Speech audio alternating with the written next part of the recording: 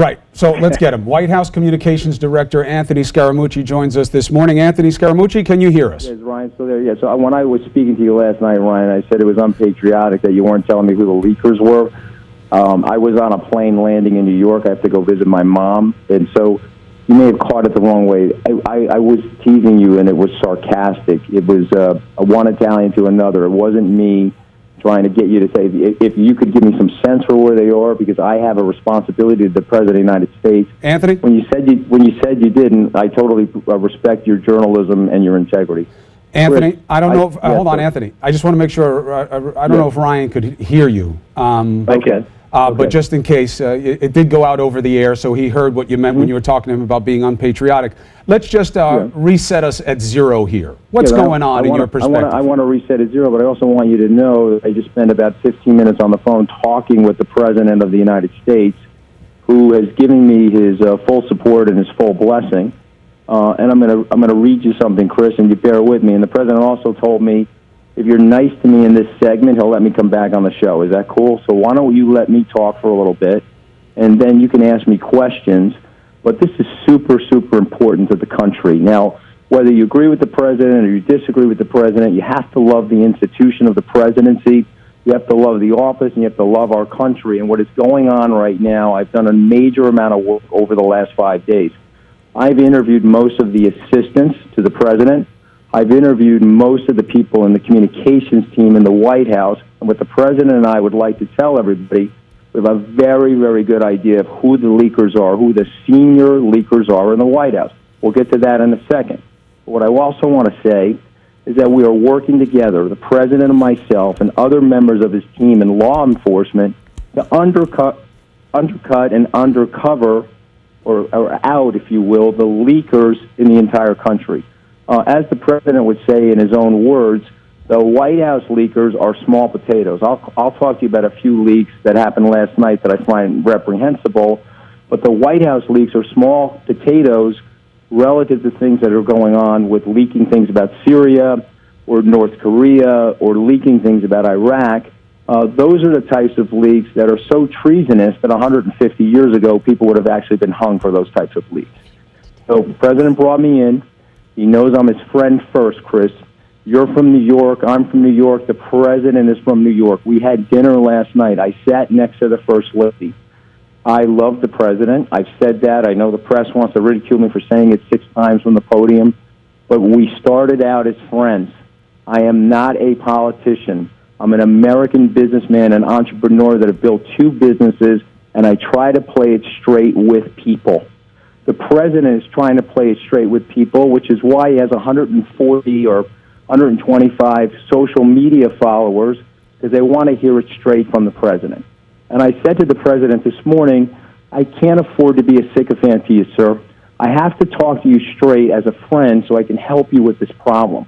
And so what I want to say to you is I understand the law. I know that there was a public disclosure mechanism in my financial forms. What I'm upset about is the process and the junk pool, the dirty pool, Chris, in terms of the way this stuff is being done. And the leaking won't stop. I can't have a couple of friends up from Fox and Friends and Sean Hannity, who's one of my closest friends, to dinner with the President and his First Lady without it being leaked in 7 minutes. It's absolutely, completely, and totally reprehensible. And as you know from the Italian expression, the fish stinks from the head down. But I can tell you 2 fish that don't stink, okay? And that's me and the President. I don't like the activity that's going on in the White House. I don't like what they're doing to my friend. I don't like what they're doing to the President of the United States or their fellow colleagues in the West Wing.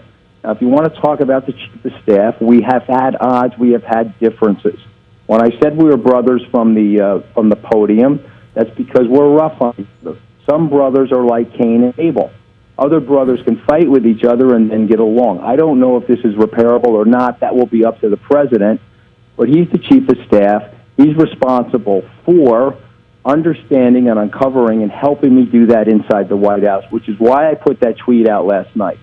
When the journalists who actually know who the leakers are, like Ryan Lizard, they know the leakers. Jonathan Swain at Axio, these guys know who the leakers are.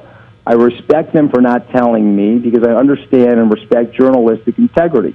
However, when I put out a tweet and I put Reince's name in the tweet, they're all making the assumption that it's him because journalists know who the leakers are. So if Reince wants to explain that he's not a leaker, let him do that. But let me tell you something about myself. I am a straight shooter, and I'll go right to the heart of the matter. Okay, so I'm done talking. You can ask me questions, but be nice on this segment, Chris, because this is a very serious matter of interest to all of America.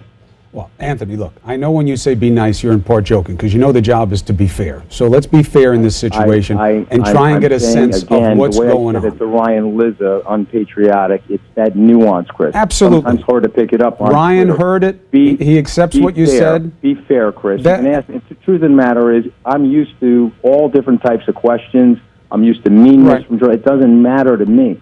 I'm here to play it straight for the American people and to protect my friend who's the President of the United States. And understood. And Allison and I have felt the bite of personal comments from power as well, but we still do the job and we do it the right way because that's what matters more. So let's do that right now instead of talking about that.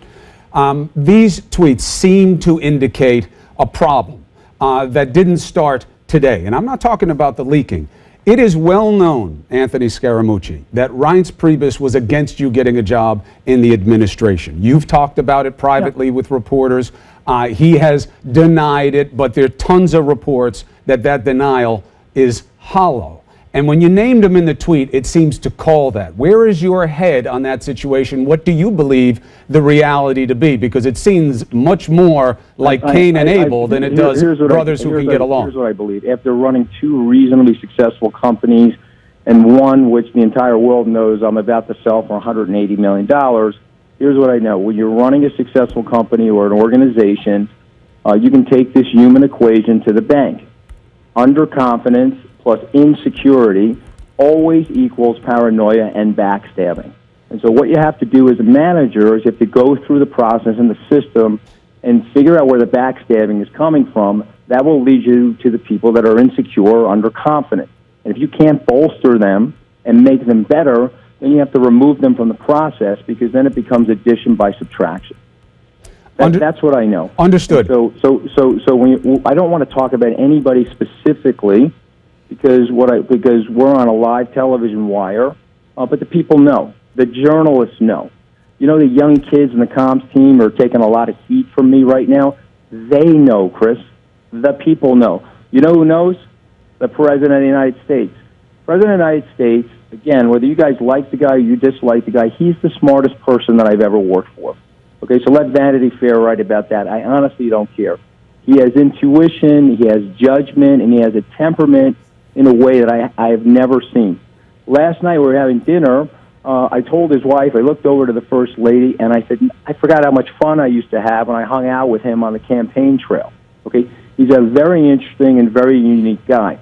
There are people inside the administration that think it is their job to save America from this president. Okay, that is not their job.